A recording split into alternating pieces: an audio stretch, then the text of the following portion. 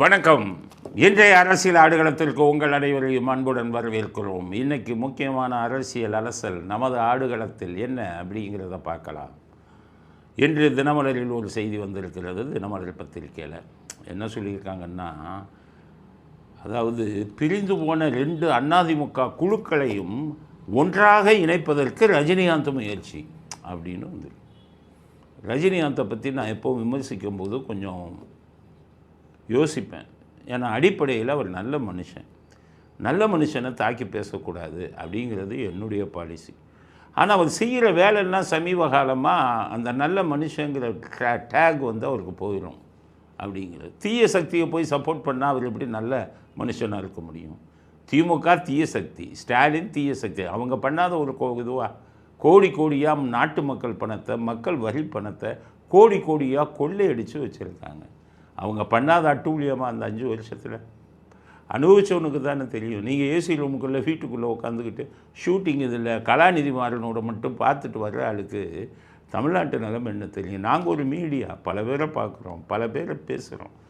இன்றைக்கி என்னென்ன விஷயங்களுக்கோ எல்லாம் எங்களுக்கு வந்து சேருது. நாங்கள் ஒரு மீடியா, அது டிஜிட்டல் மீடியா, எங்களுக்கு தெரியும் எதுக்காக எதிர்க்கிறோம். நல்லவர் அவர், வல்லவர் ஸ்டாலின். பாவங்கள் எவ்வளவு உங்களுக்கு தெரியாத பாவங்கள் எல்லாம் எங்களுக்கு அவங்க செஞ்ச பாவங்கள் தெரியும். அதனால் எதுக்குறோம். நீங்கள் அந்த மாதிரி ஒரு தீய சக்தியை போய் ஒட்டுமொத்த தமிழ்நாடே வந்து அவரை எதிர்த்து போடும்போது நீங்கள் மட்டும் போயிட்டு அவரோட பார்த்துட்டு இப்போ எதுக்கு அதிமுகவை நீங்கள் ஒன்றா சேர்க்கணும்னு நினைக்கிறீங்க? உங்களுக்கு அதிமுகவுக்கு என்ன சம்பந்தம்? 1996 அதே அதிமுகவை, ஜெயலலிதா தலைமையில் இருந்த அதிமுகவை எவ்வளோ விமர்சனம் பேசினீங்க.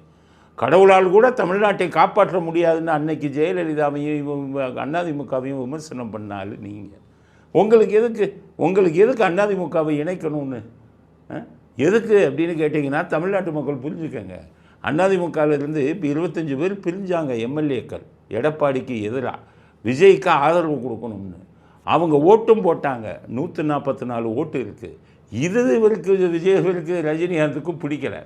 அதனால் விஜய் கவுக்கணும். இந்த 25 பேர் போய் விஜய் வந்து நிரந்தரமாக 5 வருஷம் ஆள வச்சுருவாங்களோ, அதனால் அதிமுக ஒன்றா இணைச்சிட்டா அந்த விஜய்க்கு போன 25 பேரை கெடுத்துடலாம்.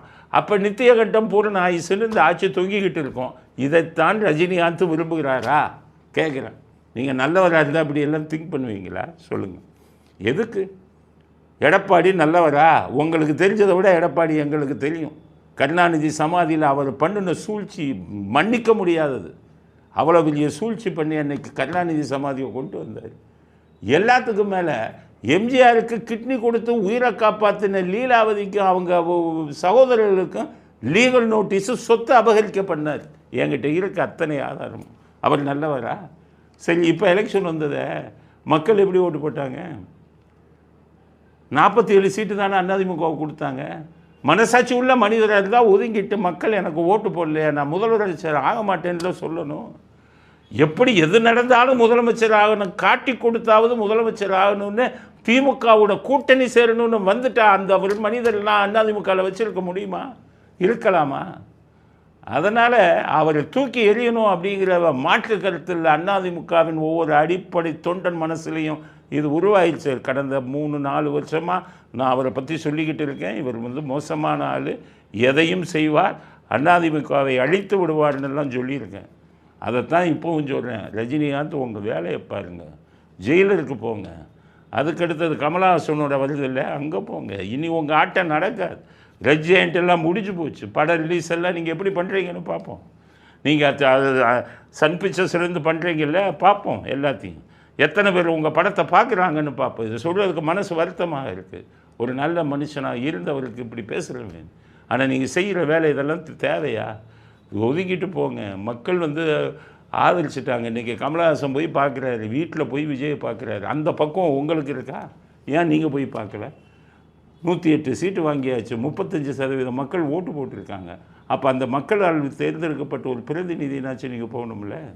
அப்போ உங்கள் மனதில் வந்து சுத்தம் இல்லையே, உங்கள் மனதில் நல்ல எண்ணங்கள் இல்லை. அதனால் ரஜினிகாந்துக்கு இந்த அதிமுகவை இணைத்து வைப்பதற்கு வேலை பண்ணிக்கிட்டு இருந்தீங்கன்னா முதல்ல நிறுத்துங்க. இல்லாவிட்டால் ஒட்டுமொத்த தமிழ்நாடு மக்களாலும் நீங்கள் வெறுக்கப்படுவீர்கள்.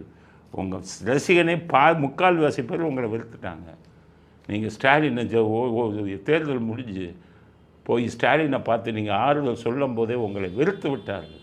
ஒட்டுமொத்த தமிழ்நாடும் வெறுத்த ஒரு தீய சக்தியை நீங்கள் மட்டும் போய் பார்த்தீங்கன்னா எப்படி அப்படிங்கிறது எல்லாருக்கும் சொல்ல விரும்பக்கூடிய ஒரு செய்தி. அதுக்கு அடுத்தது இந்த பிரிச்சுட்டாங்க அதிமுகவில் 2 குரூப். அதில் என்ன சொல்கிறாங்க, விஜய்க்கு ஓட்டு போட்ட அந்த 25 எம்எல்ஏக்களுக்கும் பதவி நீக்கமாயிரும்னு ஒரு பள்ளியை கிளப்பி விட்டுருக்காங்க. அது எல்லாரும் கேட்குறாங்க, சட்ட விஷயம் என்ன அப்படின்னு. அதெல்லாம் பதவி நீக்கம் பண்ண முடியாது. சட்டம் தெரியாதவன் நீ கிளாஸ் எடுக்கிறவனுக்கு நான் பெருமையாலாம் சொல்லலை. இல்லாததையும் பொல்லாதையும் நீ மீடியாவில் பரப்பாது. நான் பெரிய ஆளுநெல்லாம் பேசலை. நீ தப்பானதை பேசிக்கிட்டு இருந்து மீடியாவில் சொல்லி மக்களை குழப்பக்கூடாதுல்ல. அதுக்காகத்தான் சொல்கிறேன். கிளாஸ் எடுக்கிறவன் வா. எப்படின்னா பொதுமக்களுக்கும் சொல்கிறேன், நீங்களே யோசிங்க. அதாவது கொறடான்னு ஒன்று இருக்குது. கொறடா ஒரு கட்சிக்கு. இப்போ அந்த கொறடா இன்னாருக்கு ஓட்டு போடுங்கன்னு சொல்லி அதை நீங்கள் மீறினா அது தகுதி நீக்கம் வந்துடும். ஆனால் அந்த கொறடா சொல்லணும். அந்த கொறடாவை யார் அங்கீகரிக்கணும் தெரியுமா? ஸ்பீக்கர், சபாநாயகர். இந்த கட்சிக்கு இவர் தலைவர், இவர் கொறடா அப்படின்னு அங்கீகரிக்கணும். அங்கீகரித்ததுக்கப்புறம் அந்த கொறடா சொல்கிறத நீங்கள் மீறினீங்கன்னா உங்களுக்கு தகுதி நீக்கம் வந்துடும். இந்த ஓட்டெடுப்பு நடக்கும்போது அதிமுக 2ஆக பிரிஞ்சிருச்சு. எடப்பாடி பக்கம் உள்ளவங்கெல்லாம் ஒரு தலைவர் ஒரு கொறடான்னு லிஸ்ட் கொடுத்தாங்க. அந்த பக்கம் சிவி சண்முகம் தலைமையில் இருக்கிறவங்கன்னா தலைவர் கொறடா அப்படின்னு லிஸ்ட்டை கொடுத்துட்டாங்க. ஒரே கட்சிக்கு 2 தலைவர் 2 கொறடா. அப்போ சபாநாயகர் யார் உண்மையான அதிமுக, அதுக்கு யார் உண்மையான தலைவர், யார் கொறடா அப்படிங்கிறத அவர் முடிவு பண்ணி ஆணை பிறப்பிக்கணும். அந்த சுப்ரீம் கோர்ட்டில் வர்ற வழக்குகளில் சுப்ரீம் கோர்ட் என்ன சொல்கிறாங்க, சபாநாயகருடைய தீர்ப்பு தான் முக்கியம். அவர் யார் சரியாக எதிர்கட்சியில் யார் உண்மையான எதிர்கட்சின்னு ஆர்டர் போடுறாரோ அந்த கொறடா சொல்கிறதைத்தான் கேட்கணும். அந்த கொறடா சொல்கிறத கேட்காமல் விட்டீங்கன்னா தகுதி நீக்கம். இப்போ இந்த 2 குரூப் பிரிஞ்சதில் இன்னும் சபாநாயகர் முடிவே எடுக்கலை. உண்மையான அதிமுக யார் உண்மையான தலைவர், யார் கொறடாங்கிறத 2 பேரும் கேட்டிருக்காங்க. 2 கையில் வாங்கி வச்சுருக்காரு. ஆக அதை சபாநாயகர் தீர்மானம் பண்ணுறதுக்கு முன்னாடியே வாக்கெடுப்பு நடந்துச்சு, நம்பிக்கை தீர்மானம். அப்போ இது கொறடா சொன்ன உத்தரவை மீறினதாக வராது. அதனால் இந்த அதிமுகலேருந்து பிரிஞ்சாங்களே அவங்கள தகுதி நீக்கம் செய்ய முடியாது. நான் சொல்கிறது சட்டப்படி. சட்டம் தெரியாதவெல்லாம் போய் படிச்சுட்டு வா, சுப்ரீம் கோர்ட் தீர்ப்பை போய் படிச்சுட்டு வா. அவங்க அதை தான் சொல்கிறாங்க. சபாநாயகரின் தீர்ப்பு தான் முக்கியம். சபாநாயகரின் தீர்ப்புப்படி இவர் தான் கொறடான்னு சொல்லி அவர் இதை மீறினீங்கன்னா தகுதி நீக்கம். அதனால் இவர்களை தகுதி நீக்கம் செய்ய முடியாது அப்படிங்கிறது இது. அதனால் இவங்கெல்லாம் சப்போர்ட் பண்ணாங்கன்னா ஆட்சி நிரந்தரமாக இருக்கும். வேறு அதுக்காக தான் சொல்கிறோம். அதனால் சீக்கிரம் எடப்பாடியை கட்சியை விட்டு தூக்கிடுங்க, பொதுச்செயலை விட்டு தூக்கிடுங்க. அதிமுக, நான் ஒரு அதிமுகக்காரன் நான் சொல்கிறேன். நான் பல விஷயங்களை பார்த்துட்டு தான் சொல்கிறேன். அவர் நம்பிக்கை துரோகம் பண்ணுறதுல பயங்கரமான ஆள். அதனால் மற்றவங்களை ஏன்னா அங்கே இருக்கிற யாரையுமே நான் சப்போர்ட் பண்ணல, எல்லாமே கொள்ளையடிச்சாங்க. ஆனால் எடப்பாடி கொள்ளை அடித்ததும் இல்லாமல் கட்சிக்கு, எம்ஜிஆருக்கு, ஜெயலலிதா அவர்களுக்கு நம்பிக்கை துரோகம் செஞ்சார். அந்த திமுகவோட கூட்டணி வைக்கணுங்கிற ஒரு மோசமான முடிவு. இப்போவும் சும்மா இல்லை, கவர்னர் போய் பார்க்குறாரு. தலைகீழ நின்னாலே எடப்பாடிக்கு சொல்கிறேன், ஜோசியம் சொல்லியிருப்பான். அவங்களுக்கு 2-3 ஜோசியர்கள் சொல்லிக்கிட்டு இருந்தாங்க எடப்பாடி தான் சிஎம்மாக வருவார். எங்கே போனாலும் தெரியல, அந்த ஜோசியர்லாம் தேடுறேன். எப்படியா சொன்னீங்க? எனக்கும் ஓரளவு தெரியும், உங்களை மாதிரி நான் பண்டிதர் இல்லை, ஓரளவு தெரியும். சொன்ன முறையை தப்பாயா சொன்ன? விஜய் ஜாதகத்தை பார்த்துட்டு சொன்னியா நீ? அப்போ விஜய் ஜாதகத்தை பார்த்துட்டு நீ எடப்பாடி சிஎம் வருவான்னு சொன்னால் ஒத்துக்கலாம். எடப்பாடி ஜாதகத்தை மட்டும் பார்த்துட்டு அவர் முதலமைச்சர் வருவான்னு சொன்னால் உங்களுக்கும் ஜோசியத்தில் அறவரங்கிறது தான் என்னுடைய கணக்கு. சொன்னவங்க பூரா ஓடிட்டாங்க. இன்னொரு ஆள் ஒரு கட்சியில் இருக்கார், அந்த கட்சிக்கு ஏற்ற மாதிரி ஜோசியம் சொல்கிறார். உருப்படுமா? ஏன் ஜோசியத்தை போய் இவ்வளோ கேவலப்படுத்துறீங்க? அரசியல்வாதிக்கு ஜோசியம் சொல்லாதீங்க. அது இத்தனை சீட்டு, இப்படியெல்லாம் ஊரை ஏமாற்றிக்கிட்டு இருக்காங்க ஜோசியக்காரர். அதனால் ஜோசியத்தை நம்பின எடப்பாடி உங்கள் இது முடிந்து போய்விட்டது. நீங்கள் அதிமுகவிலிருந்து வெளியே போக வேண்டும். காலத்தின் கட்டாயம். எம்ஜிஆரின் ஆத்மாவும் ஜெயலலிதாவின் ஆத்மாவும் இதை நிச்சயம் செய்வாங்க அப்படிங்கிற. இல்லைன்னா எனக்கு என்ன எடப்பாடி என்ன எதிரியா? ஆரம்ப கட்டத்தில் நான் எடப்பாடியை சப்போர்ட் பண்ணேன். இன்றைக்கி வருத்தப்படுறேன். மனசாட்சி உள்ள யாருமே ஏற்றுக்கொள்ள மாட்டார்கள் அப்படிங்கிறது முதல் கட்ட கருத்து. இந்த 2 கம்யூனிஸ்ட்டுங்க, ஐயோ ஐயோ ஐயோ, என்னவங்கெல்லாம் ஒரு தலைவர்கள் கம்யூனிஸ்ட் பேரே வைக்காதீங்க. குடியரசுத் தலைவர் ஆட்சி வந்துடக்கூடாதுங்கிறதுக்கு தான் விஜயை சப்போர்ட் பண்ணால், அவர் செயல்பாடை பார்ப்போம். செயல்பாடு திருப்தியாக இருந்தால் தான் ஆதரவை கொடுப்பதை பற்றி நாங்கள் பரிசீலனை செய்வோம். இப்படி ஆட்சி அமைக்காமல் போயிருந்தால் இந்நேரம் தமிழ்நாட்டில் குடியரசுத் தலைவர் ஆட்சி என்பது நடைமுறைக்கு வந்திருக்கும். பிஜேபி கொள்ளைப்புறமாக தமிழகத்தை ஆளக்கூடிய ஒரு அவல நிலைமை என்பது தமிழ்நாட்டில் ஏற்பட்டிருக்கும். அத்தகைய நிலைமையை இடதுசாரி கட்சிகள், விசிக உள்ளிட்ட கட்சிகள் தாவேகாவுக்கு ஆதரவு அளித்ததன் மூலமாக நாங்கள் தடுத்து நிறுத்தியிருக்கிறோம். 2 வெக்கமா இல்லை? பெரிய 25 எம்எல்ஏ வச்சுருக்கிறவங்க கூட இப்படி பேச மாட்டான். 2 வச்சுட்டு பேசுகிறீங்க, ரைட்டு. அவருடைய செயல்பாடை பார்த்து தான் ஆதரவு கொடுப்போங்கிறீங்கல்ல. திமுக செயல்பாடு பண்ணானே, அது பூரா உங்களுக்கு உடன்பாடா? அவனுக்கு மட்டும் எப்படி ஆதரவு கொடுத்தீங்க? ஒவ்வொரு மந்திரியாக கொள்ளையடிச்சிட்டு போனானே. செந்தில் பாலாஜி ஜெயிலுக்கு போனார், ஊழல். சுப்ரீம் கோர்ட்டு சொல்லி தான் அவரை கைது பண்ணாங்க, ஊழல். அன்னைக்கு அந்த செயல்பாடை பார்த்து நீ விலகினையா? திமுகவுடைய கூட்டணி இதை விட்டு. பொன்முடி 3 வருஷம் ஜெயிலுக்கு போனார், ஊழல். ஐயோ அவர் ஊழலுக்கு போயிருக்காரு, இனிமேல் திமுகவுக்கு ஆதரவு கொடுக்க மாட்டேன்னு சொன்னையா? KN 1020 கோடி ஊழல், எஃப்ஐஆர் போடுங்கிறான். இவ்வளோ ஊழலையும் பண்ணால் திமுக கட்சிக்கு அப்போ பார்த்தீங்களா செயல்பாடுகளை? 30,000 கோடி இவர் கொள்ளையடித்தார், பையன் மகனும் மருமகனும் தான் கட்சிக்காரனே சொன்னான். அப்போ சொன்னீங்களா செயல்பாடு சரியில்லை, ஆதரவை வாபஸ் வாங்குகிறோன்னு? பெண்களுக்கு பாதுகாப்பு இல்லை அந்த ஆட்சியில் ஒட்டுமொத்த தமிழ்நாடு குரல் எழுப்பியது. அவங்க கட்சி கூட்டணியில் பிரேமலதாவே சொன்னாங்க. அன்னைக்கு நீ முடிவு பண்ணையா? யாருக்கு ஆதரவு கொடுக்குற? ஆதரவை மறுபரிசீலனை பண்ணையா? திமுகக்கார என்ன செஞ்சாலும் ஆதரவை மறுபரிசீலனை செய்ய மாட்டீங்க. அவன் கொடுக்குற 50 கோடியை லஞ்சமாக வாங்கிக்கிட்டு ஆதரவு பண்ணுவீங்க. உங்களுக்கெல்லாம் விஜய் செயல்பாடை பார்ப்போன்னு சொல்கிறதுக்கு என்ன யோகியது இருக்குது? 2 எம்எல்ஏ வச்சுக்கிட்டு இந்த குதிக்காதீங்க. உங்கள் ஆதரவு எவனுக்கும் தேவையில்லை. இந்த அதிமுக பிரிஞ்சதுன்னா நீங்கள்லாம் போயிடுங்க. எந்த ரெக்கமெண்டேஷனுக்கும் போய் நிற்காதீங்க. இந்த வீரமணிக்கெல்லாம் சொல்கிறேன், முதல்வர் விஜய்க்கு சொல்கிறேன். வீரமணி ரெக்கமெண்டேஷனாக நிற்பார். ஜெயலலிதாட்டே இப்படி தான் போய் நின்னார். எல்லாத்துக்கும் நிற்பார். ஒரு ரெக்கமெண்டேஷனை கூட நீங்கள் செய்யக்கூடாது. வீரமணி போன்றவர்களுக்கு தெய்வத்தை நிந்தித்தவங்க, தெய்வத்தை கடுமையான சொற்களால் பேசினவங்க, அவர்களுக்கெல்லாம் இந்த ஆட்சியில் எந்தவித சலுகைகளையும் கொடுக்கக்கூடாது. அப்படியே தான் கம்யூனிஸ்ட்டுக்கும் திருமாவளவனுக்கும். அவர் சொல்லக்கூடிய எந்த ரெக்கமெண்டேஷனை செஞ்சீங்கன்னா அதில் நிச்சயம் வினை சேரும் அப்படிங்கிறத முதல்வர் விஜய்க்கு நம்முடைய கருத்தாக சொல்ல விரும்புகிறோம். கம்யூனிஸ்ட்டுக்கு நமக்கு சொல்லக்கூடிய பதிலாகவும் இதை பதிவு செய்ய விரும்புகிறோம். அடுத்தது இந்த திமுககாரன் பாருங்கள், நீட்டிற்கு எதிராக போராட்டமாக மண்டையில் மூளை இருக்கா என்னன்னே தெரியலதே. எங்கள் இந்த தமிழ்நாட்டு மக்கள்லாம் இழிச்சுவாய் நினச்சிங்களா, இல்லை நாங்கள்லாம் முட்டாள் நினச்சிங்களா? ஆட்சிக்கு வர்றதுக்கு முன்னாடி முதல் கையெழுத்து நீட்டு ரத்து செய்வோம்னு சொன்னீங்க ஸ்டாலின். உங்களால் இந்த 5 வருஷத்தில் செய்ய முடிஞ்சதா? உங்கள் பையன் அது ஒரு பெரிய ரகசியம், நீட்டை எப்படி நாங்கள் நீக்க போகிறோம்னு, அது இப்போ சொல்ல மாட்டேன்னு ஊரை ஏமாத்தினார். 5 வருஷத்தில் உங்களால் செய்ய முடிஞ்சதா? இல்லை ஒரு நீட்டு எதிர்ப்பு மசோதான்னு கொண்டு வந்தீங்க ஸ்டாலின், என்ன ஆச்சு? தூக்கி குடியரசுத் தலைவர் கிழிச்சு போட்டார். உங்களால் செய்ய முடிஞ்சதா? உங்கள் மகன் நீட்டுக்கு எதிராக 1 கோடி கையெழுத்து வாங்கினார. கையெழுத்து வாங்கின பேப்பர்லாம் குப்பைத்தொட்டியில் கிடஞ்சது. நாங்கள் எங்கள் இதில் போட்டோம், சேனலில் பார்த்தீங்கல்ல. அப்போ எங்கே போனீங்க? கையெழுத்து வாங்கின கையெழுத்துலாம் என் குப்பைத்தொட்டியில் போட்டீங்க. சுப்ரீம் கோர்ட்டு ஏற்கனவே சொல்லிட்டாங்க நீட்டு இருக்கணும்னு. அதை சட்ட ரீதியான நடவடிக்கை ஏதாச்சும் எடுத்தீங்களா? அப்புறமா ஸ்டாலின் சொன்னார், இப்போ தான் எனக்கு புரியுது, நீட்டுக்கு சட்ட ரீதியாக தான் நடவடிக்கை எடுக்கணும்னு ஸ்டாலின் சொன்ன வீடியோவே இருக்குது. இவ்வளவையும் சொல்லிவிட்டு எதிர்கட்சியானவொன்னே நீட்டுக்கு எதிராக போராட்டம்னாக்க அசிங்கமாக இல்லையா? நீங்கள் ஒரு ஆளுங்கட்சியாக இருந்தவங்களில், நீங்கள் ஒரு 5 வருஷம் முதலமைச்சராக இருந்தவங்கள இப்படி முட்டாள்தனமாக நீட்டுக்கு யாரை எதிர்த்து போராட போகிறீங்க? விஜய் எதிர்த்து போராட போகிறீங்களா? விஜய் தான் நீட்டை கொண்டு வந்தாரா? நீட்டை கொண்டு வந்ததே நீங்களும் காங்கிரஸும் கூட்டணி ஆட்சியில் தானே கொண்டு வந்தீங்க, மறந்துட்டீங்களா? இப்போ எங்கே போய் போராட போகிறீங்க? மத்திய அரசாங்கம் தான் கொண்டு வந்தாங்கன்னு அங்கே போய் போராட போகிறாங்களா? இல்லை சுப்ரீம் கோர்ட்டு நீட்டு அவசியம்னு சொல்லி தீர்ப்பு கொடுத்ததுனால சுப்ரீம் கோர்ட்டு வாசலில் போய் போராட போகிறீங்களா? யோசிங்கய்யா, கொஞ்சமாச்சு மழத்தில் மூளை வேணும். இப்படியா நாட்டு மக்களை ஏமாத்துறீங்களா? எத்தனையோ பிரச்சனைகள் இருக்குது நாட்டு மக்களுக்கு, அதுக்காக போய் போராடுங்க. ஜிஎஸ்டியில் எத்தனையோ சதவீதம் அதிக வழிகள் எல்லாம் இருக்குது, அதை போய் போராடுங்க. அங்கே ஜிஎஸ்டி கவுன்சில் மீட்டிங் வரும்போது எங்கள் மக்களுக்கு வரி வந்து இதெல்லாம் அதிகம் இருக்கிறதெல்லாம் குறைங்கன்னு பேசுங்க.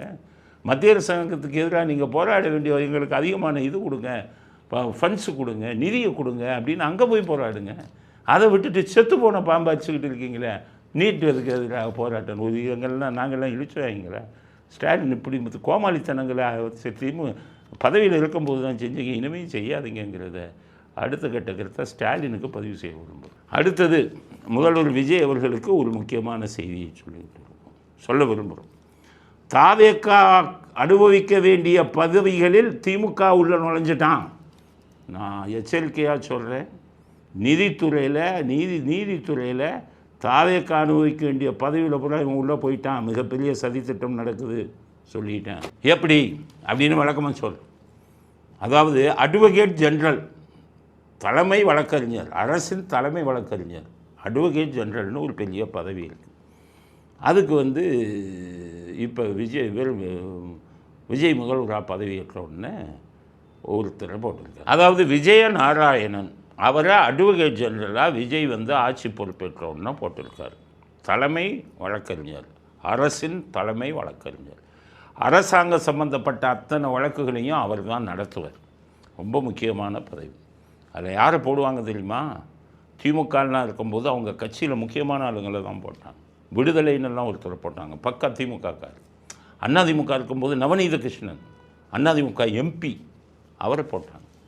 ஆனால் விஜய் கட்சி வந்து சமீபத்தில் வந்ததுனால அதில் பெரிய வழக்கறிஞர்கள் இல்லைன்னு இந்த விஜய் நாராயணன் ஒருத்தர் போட்டாங்க. சரி, அவர் போட்டாங்கல்ல, அவர் என்ன பண்ணணும் தெரியுமா? அவர் என்ன பண்ணணும், தாவேகாவுக்கு ஆதரவான வழக்கறிஞர்களாக பார்த்து பெரிய பெரிய பதவியில் போடணும். அங்கே மிகப்பெரிய ஊழல் நடந்திருக்கு. எப்படின்னா, பப்ளிக் ப்ராசிக்யூட்டர் திமுக இருக்கும்போது திமுகவில் பிரபலமாக இருந்தவங்களை தான் பப்ளிக் ப்ராசிக்யூட்டராக போடுவாங்க. அதிமுகவில் பிரபலமாக இருந்தவங்களை தான் பப்ளிக் ப்ராசிக்யூட்டராக போடுவாங்க. நியாயமாக தாவேகாவில் வந்து பிரபலமாக இருந்த வழக்கறிஞர்கள் யாரையாச்சும் தான் பப்ளிக் ப்ராசிக்யூட்டராக போடணும். அப்படி முடியலைன்னா கூட திமுக காரனை போட்டுறக்கூடாதுங்க, திமுக காரனை போட்டுறக்கூடாது. ஆனால் இந்த விஜய நாராயணன் வந்ததுக்கப்புறம் பப்ளிக் ப்ராசிக்யூட்டராக பக்கா திமுக காரனை போட்டிருக்காங்க. ஜான் சத்தியன் அப்படின்னு போட்டிருக்காங்க. இந்த ஜான் சத்தியன் யார் தெரியுமா? திமுகவின் பிரபல வழக்கறிஞர் அங்கே உள்ளே இருக்கார். அவருடைய நெருங்கிய நண்பர், திமுகவின் அனுதாபி ஜான் சத்தியன், அவரை போய் போடுறாங்க.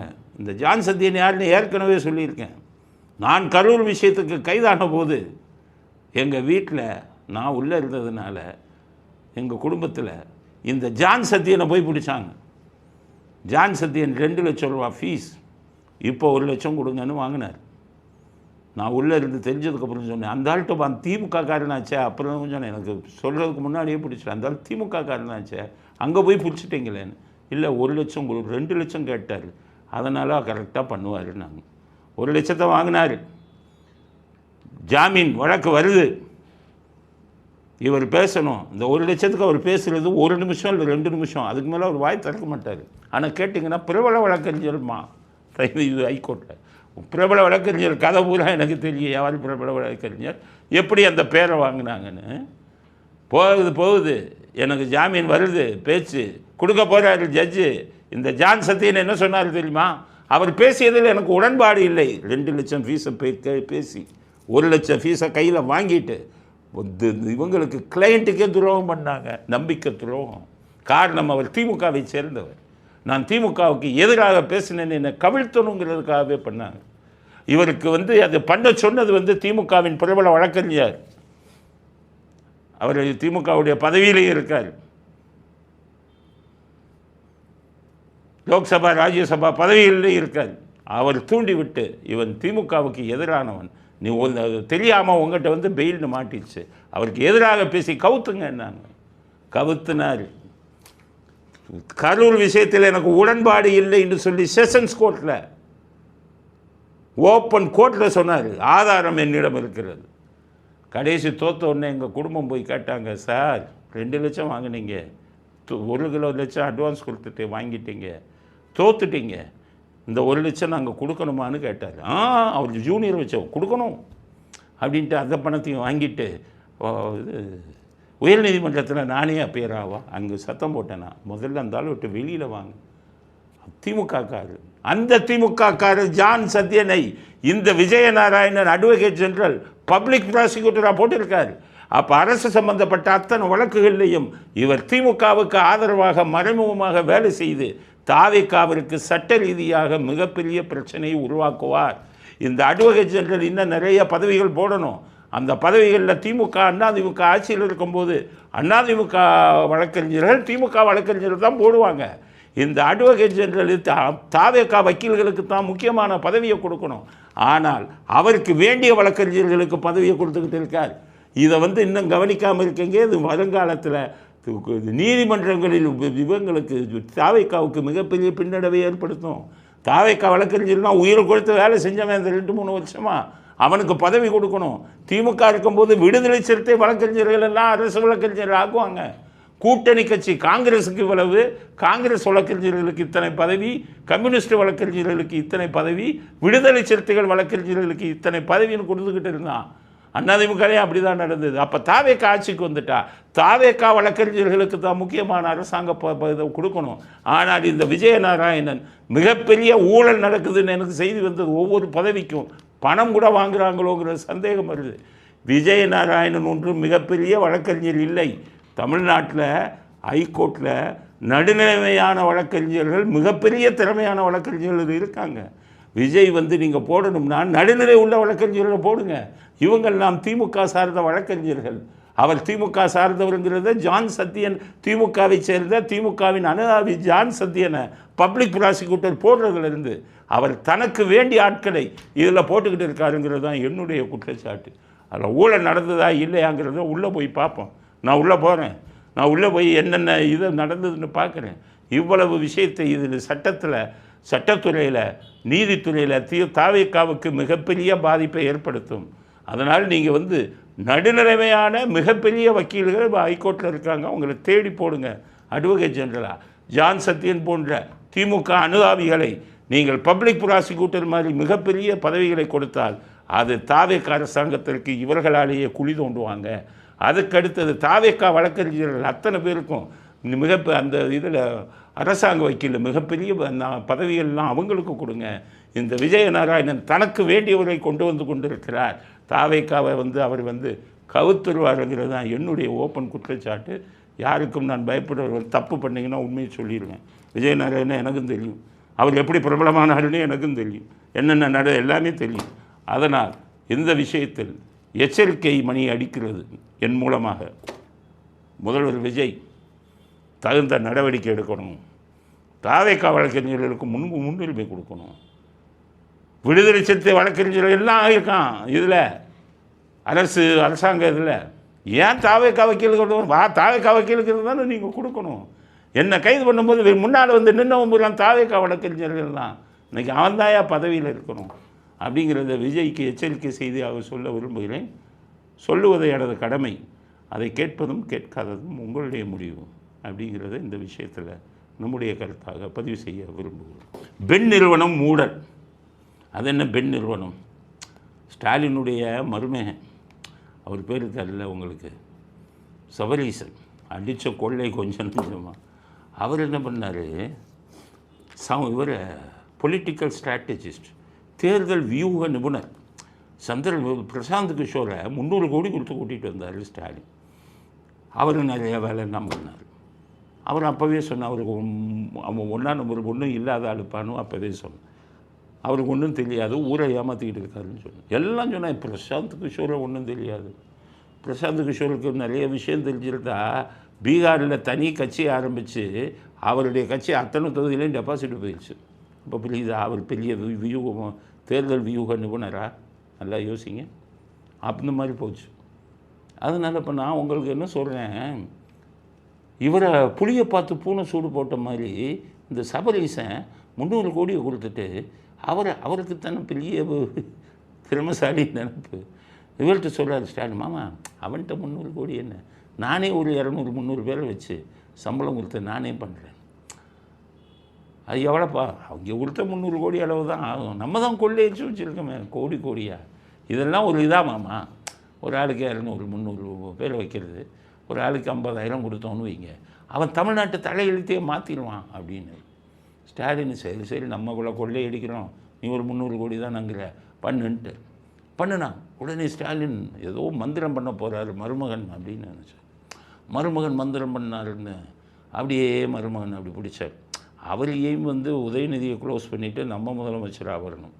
உதயநிதிக்கும் சபரீசனுக்கும் சுத்தமாக பிடிக்காது.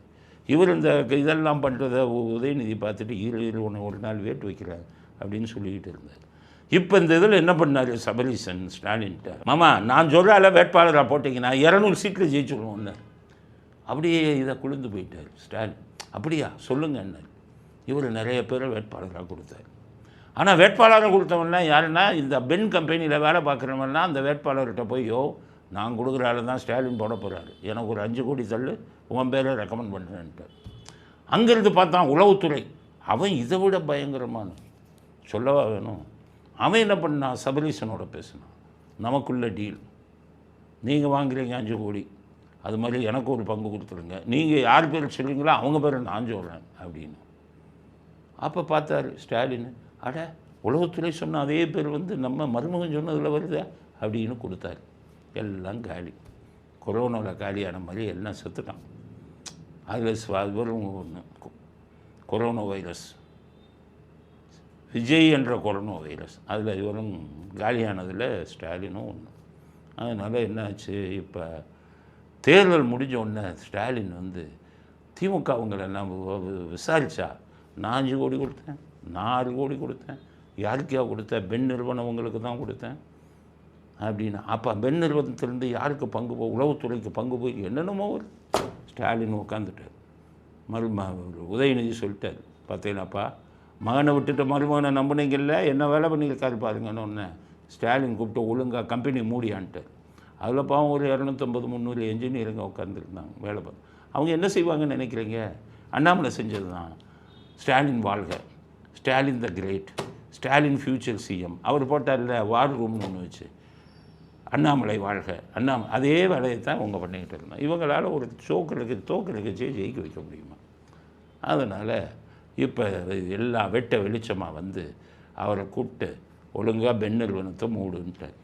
அந்த பெண் நிறுவனத்தை மூடுற மாதிரி வானம்னு ஒரு நிறுவனம் ஆரம்பிச்சிருந்தார் இவர் சபரீசன். அதை யாருக்கு எதிராக, உலகமாக கோடீஸ்வரர் அவருக்கு எதிராக இலான் மாஸ்க் ராக்கெட்டை வச்சு பண்ணுறான். அவன் இது சேட்டிலைட்டெல்லாம் அந்த ஆளே தனியாக, இப்போ அரசாங்கம் தான் சேட்டிலைட் விடும், எலான் மாஸ்கே தனியாக சேட்டிலைட் விடுறான். அதுதான் அவங்க ஸ்பேஸ் எக்ஸ், அதுக்கு போட்டியாக அவர் ஆரம்பித்தார். வானம் அவனே அசந்துட்டான். இத்தனை லட்சம் கோடி எப்படிடா அவங்களுக்கு கிடைச்சது அப்படி. அதை மூட சொல்லுங்கள் ஸ்டாலின். உங்கள் ஆள் உலகத்தில் இருக்கிற உலகமாக கோடீஸ்வரனோட போய் போட்டி போட்டு பண்ணார். எல்லாத்தையும் மூடுங்க. எல்லாம் நீங்கள் போட்ட அடித்த கொள்ளை அவ்வளோ வெளியில் வந்துருச்சு. அதனால் மருமகனை வீட்டுக்கு அனுப்புங்க. அதுக்கப்புறமா மகன் தானாக வீட்டுக்கு போயிடுவார், நீங்கள் அனுப்ப வேண்டியதில்லை, அவரே போயிடுவார். ரெஜெண்ட்டு காலி. இனி படங்களை பழைய மாதிரிலாம் ரிலீஸ் பண்ண முடியாது. ஏன்னா சினிமாக்காரங்கள்லாம் முதல்வர் விஜய்கிட்ட போய் கொதிச்சுட்டாங்க. படமே ரிலீஸ் பண்ண முடியல சார், அநியாயம் அக்கிரமம் பண்ணுறாங்க. விஜய் அமைதியாக கேட்டாராம், எவ்வளோ நாள் அநியாயம் அக்கிரமம் பண்ணுறாங்க? 6 வருஷம் 5 வருஷமாக பண்ணுறாங்க சார். இவ்வளவு நாளாக ஏன் ஒருத்தங்க கூட எதிர்த்து அவரை பற்றி பேசலை, ஒரு அறிக்கை கூட விடலையே? இன்றைக்கி தோத்துட்டாருன்னு ஒன்றை மட்டும் ரோஷம் பொங்கி சினிமாக்காரெல்லாம் என்கிட்ட கேட்குறீங்களே அப்படின்னு எல்லாம் தலையை குனிஞ்சுக்கிட்டோம். இந்த சினிமாக்காரன் பூரா அப்படி தான், யார் ஆட்சிக்கு வராங்களோ அவங்களுக்கு பாராட்டு விழா வச்சுருவான், மாலை போடுவான், மரியாதை பண்ணுவான், இதெல்லாம் பண்ணுவான். ஒவ்வொருத்தருக்கும் சுயநலம். இந்த நாசருங்கிறவர் விஜய் அவ்வளோ மோசமாக பேசினார். இந்த கருணாசன் ஒரு கோமாளி அவ்வளோ பேசினார். இன்றைக்கி பார்த்தா அவருக்கு மாலை போடும்போது நாசர் போய் முன்னாடி நிற்கிறார், கருணாஸ் அப்படியே ஒட்டிக்கிட்டு நிற்கிறார். எப்படி மானவக்கம் ரோஷம் எல்லாம் கிடையாதப்பா அவங்களுக்கு? என்ன பேசுனீங்க? அதனால் சினிமாக்காரன் இப்படி போயிட்டான். இப்போ பெண் நிறுவனம் மூடின மாதிரி கூடிய சீக்கிரம் ரெஜெண்ட்டு மூடப்படும். அதுதான் நாட்டு மக்களுக்கு நல்ல செய்தி, அது நடக்கணும் அப்படிங்கிறது அடுத்த கட்ட கருத்து. அடுத்தது வைரமுத்து, எழுத்தாளர் வைரமுத்து. நான் அவரை கவிஞர்னு சொல்ல மாட்டேன், எழுத்தாளர் தான். ஏன்னா கவிஞர்னா மிகப்பெரிய விஷயத்துக்கு கவிதை எழுதுவாங்க. இவர் கருணாநிதி சமிதிக்கு ஒரு கடிதம் எழுதுவார், ஸ்டாலினை சந்திச்சுட்டு வந்தால் ஒரு கவிதை எழுதுவார், இஷ்டத்துக்கு எழுதுவார். இப்போ பார்த்து அதனால் எழுத்தாளர் வைரமுத்து இருக்கார், அவர் இப்போ என்ன பண்ணிவிட்டார், ஸ்டாலின் தோற்றோன்னா அவர் வீட்டுக்கு பார்க்க போயிருக்காரு. ஏன்னா நடிகர் இவங்கக்கிட்ட முதல்வர் விஜய்கிட்ட வர முடியாதுன்னு தெரியும், அப்பாயின்மெண்ட் கேட்டாலும் அடித்து துரத்துவாங்க. அதனால் ஸ்டாலின்கிட்டே திரும்பி போகலான்ட்டு அப்படியே வந்து கேதம் கேட்பாங்கன்னு சொல்லுவாங்க. சாவுக்கு கேதம் கேட்கறதுக்கு போவாங்க வீடுகள்.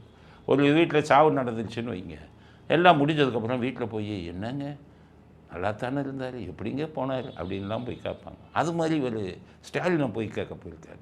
அங்கே உதயநிதி மருமகன் எல்லாம் அப்படியே சோகத்தில் இருக்காங்க. அங்கே போய் என்ன இப்படி நடந்து போச்சே அப்படின்னு இருக்காரு. ஸ்டாலின் வந்து அப்படியே சோகத்தின் உச்சத்தில் இருந்தார். ஆனால் இந்த எழுத்தாளர் வைரமுத்து என்ன எழுதுகிறாரு தெரியுமா, அதை ஸ்டாலின் அவர்கள் பழைய மாதிரியே இருந்தார். எப்படி முட்டு கொடுக்குறாரு, பழைய மாதிரி, கொஞ்சம் கூட கவலை இல்லை. கொஞ்சம் கூட கவலை இல்லைன்னா சூடு சொல்ல இல்லைன்னு அர்த்தம். கொஞ்சம் கூட கவலை இல்லைன்னா இதுன்னு இல்லை. இவ்வளவு தோல்வி வந்ததுக்கப்புறம் கவலை இல்லாமல் இருக்காங்கன்னா ஒன்றும் இல்லைன்னு அர்த்தம். அப்போ அவரை பற்றி கவிதை எழுதுகிறார். அதாவது அவரது தோல்வியை எதிரிகள் கூட ரசிக்கவில்லைங்கிறார். பேனை கிடைச்சா என்ன வேணாலும் எழுதும், எதிரிகள் கூட ரசிக்கலையாம். குளத்தூரில் 80,407 பேர் ரசித்து ஓட்டு போட்டிருக்கான் அவருக்கு எதிராக. விஎஸ் பாபுவுக்கு ஆதரவாக 80,407 பேர் குளத்தூரில் ஸ்டாலினை எதிர்த்து, இவர் எதிரிகள் கூட ரசிக்கவில்லையா. குளத்தூரை சேர்ந்த 80,400 பேர் ரசித்து ஓட்டு போட்டிருக்கான். 8,000 ஓட்டில் தோற்றுருக்காரு. பேனாகி இருந்தால் என்ன வேணாலும் எழுதுகிறதா எழுத்தாளர் வைரமுத்து அவர்களே, அசிங்கமாக இல்லை? நீங்கள் சொன்னீங்கன்னா போட்டு கவிதை எழுதுனீங்கன்னா தமிழ்நாட்டில் இருக்கிற தலையாட்டுவானா? 80,400 வாக்குகள் அவருக்கு எதிராக விழுந்திருக்கும் போது அவர் தோல்வி அடைந்ததை எதிரி கூட ரசிக்கவில்லை என்று சொல்கிறது கேவலமான கற்பனை இல்லையா? உங்களுக்கு இவர் அடையாருக்கு பக்கத்தில் பெசன் நகரில் ஃப்ளாட்டு கொடுத்தாரு, இதுவா நன்றி கடனா? இல்லை இவர் ஏதாச்சும் கொடுப்பாருன்னு எதிர்பார்க்குறீங்களா? அவருக்கு சகாப்தம் தான் முடிஞ்சு போச்சு. இப்படிமா கேவலமாக கவிதை எழுதுவீங்க? யாரோட ஒப்பீடு பண்ணுறீங்க? அண்ணாதுரையோட ஒப்பீடு பண்ணுறாரு யார்? ஸ்டாலின். அந்த கதை 1962 அண்ணாதுரை தோற்று போயிட்டார், அதை சொல்கிறார். அதே நிலைமை ஸ்டாலினுக்கு வந்து விட்டது. ஏயா எப்படித்தான் அண்ணாதுரை தோற்றது ஸ்டாலின் தோற்றதும் ஒப்பீடு பண்ணலாமா? ஏதாச்சும் அரசியல் படிச்சிருக்கீங்களா? எது சொன்னாலும் கேட்டுக்குவாங்களா? தமிழ்நாட்டு மக்களுக்கு சொல்கிறேன், அவருக்கு மரம் கரண்டு போச்சுன்னு. நான் உங்களுக்கு சொல்கிறேன், அண்ணாதுரை ஏன் தோற்றார் 1962, அதை ஸ்டாலினும் தோற்றதோடு ஒப்பிடலாமா? சொல்கிறேன். அண்ணாதுரை 1957 15 பேர் ஜெயித்தான் திமுகக்காரன். அதுதான் முதல் எலெக்ஷன். 15 பேர் ஜெயித்தான். அதில் முக்கியமான ஆள் அண்ணாதுரை, கருணாநிதி, NV நடராஜன், இவங்க இந்த குரூப் எல்லாம் பெரிய பெரிய தலைவர்கள், பாவு சண்முகம், இந்த மாதிரி ஒரு நிறைய பேர் ஜெயித்தாங்க. 15 பேர். இந்த 15 பேர் ஜெயித்த உடனே சட்டசபையை ஒரு கலக்கினாங்க. இவன் பூரா பெஞ்சிலே இருவான், இதெல்லாம் ஒரு சில பேர். ஆனால் அண்ணாதுரை பேச்சிலேயே கலக்கினார். அங்கே பார்த்தீங்கன்னா காமராஜர் இவங்கெல்லாம் இருந்தாங்க. அவங்களுக்கு இந்த மாதிரி எதுகை மோனை இதெல்லாம் அவங்களுக்கு தெரியாது. அவங்க ஏதோ மக்களுக்கு நல்லது செய்ய வந்திருக்கோம் பண்ணு தோளில் துண்டை போட்டுட்டு கக்கனு இவர் இவங்கெல்லாம் அப்படி இருந்தாங்க.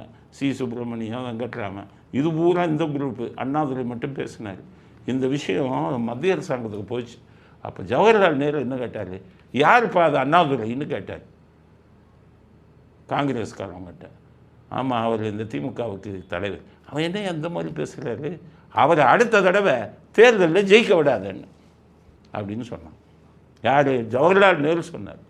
அடுத்தது 1962 எலெக்ஷன் வரும்போது அண்ணாதுரைக்கு எதிராக ஒரு மிகப்பெரிய கோடீஸ்வரரை, நடேச முதலியார்னு கோடீஸ்வரரை காங்கிரஸ் நிறுத்தினது. ஏன் நிறுத்தினதுன்னா, அண்ணாதுரைக்கு முதலியாருங்கள்லாம் நிறையா ஓட்டு போடுவாங்க. அதனால் ஒரு கோடீஸ்வர முதலியாரையே நிறுத்தினாங்க. நடேச முதலியார் ஓட்டுக்கு 5 ரூபா கொடுத்தான் அப்போவே காங்கிரஸ்காரன். இதெல்லாம் நான் கேள்விப்பட்டது. இப்போ சின்ன பையன், நான் எங்கள் தந்தை சொன்னார், 5 ரூபா கொடுத்தான். அன்னைக்கே இப்போ காங்கிரஸ்காரன் பணத்துக்கு கொடுக்க ஆரம்பித்தான். அண்ணாதுரை என்ன சொல்லிட்டாரு, அப்பா பணம் கொடுக்காதப்பா, மக்களாக ஓட்டு போட்டால் ஓட்டு போடட்டும் அப்படின்னு சொல்லிட்டேன். அப்போ அந்த எலெக்ஷன் மிக இதாக எதிர்பார்த்தாங்க. அண்ணாதுரை தோற்று போனார். பணம் விளையாடியது, கோடீஸ்வரர் எதிர்த்து நின்றார். அவரை தோற்கடிக்க வேண்டும் என்பது நேருவோட ஆணை. நேரு எதற்காக தோற்கடிக்கணும்னா, அவருடைய பேச்சு திறமை சட்டசபையில் இருக்கக்கூடாது, மக்கள் மனம் மாறி திமுகவுக்கு வருங்காலத்தில் செல்வாக்கு வந்துருங்கிறதுக்காக அண்ணாதுரை தோற்கடிக்கப்பட்டார். அப்படி அது ஒரு மிகப்பெரிய இதுக்காக அண்ணாதுரை தோற்கடிச்சாங்க காங்கிரஸ். ஊழல் பண்ணி ஒவ்வொரு துறையிலையும் ஊழல் மலிஞ்சு ஆட்சியாக நடத்தினார் ஸ்டாலின் தோற்கடிக்கப்பட்டது மக்கள் வெறுத்து தோற்கடிக்கப்பட்டார். அண்ணாதுரை அப்படி இல்லை, காங்கிரஸ்காரன் பணத்தை கொடுத்து தோற்கடித்தாங்க. இவரை கேட்குறேன், வைரமுத்து இதெல்லாம் தெரியுமா? என்னை விடலாம் வயசு மூத்த ஆள் நீங்கள், உங்களுக்கு சரித்திரமே தெரியாதா? அண்ணாதுரை தோத்தது ஸ்டாலின் தோத்தது ஒப்பிடலாமா? ஸ்டாலின் அண்ணாதுரையின் கால் தூசு பெறுவாரா? ஒப்பீடுக்கு லாயக்காவுங்க. இந்த மாதிரியா கொள்ளையடித்து மந்திரி எல்லாம் ஜெயிலுக்கு போயிட்டு இருந்தான் அண்ணாதுரை இருக்கும்போது. அண்ணாதுரை ஆட்சியிலே இல்லை. அதனால் அப்போ அந்த இதையும் ஒப்பிட்டிங்கன்னா உங்களுக்கு மனநிலை பாதிக்கப்பட்டிருக்கு அப்படிங்கிற சந்தேகம் தமிழ்நாட்டு மக்களுக்கு வருது. அப்படிங்கிறத இவருக்கு நாங்கள் செய்தியாக, எழுத்தாளர் வைரமுத்துக்கு செய்தியாக பதிவு செய்ய விரும்புகிறோம். இத்துடன் இன்றைய அரசியல் ஆடுகளம் நிறைவு பெறுகிறது. மீண்டும் நாளை புதிய செய்திகளுடன் உங்களை சந்திக்கிறோம். நன்றி, வணக்கம், ஜெயந்த்.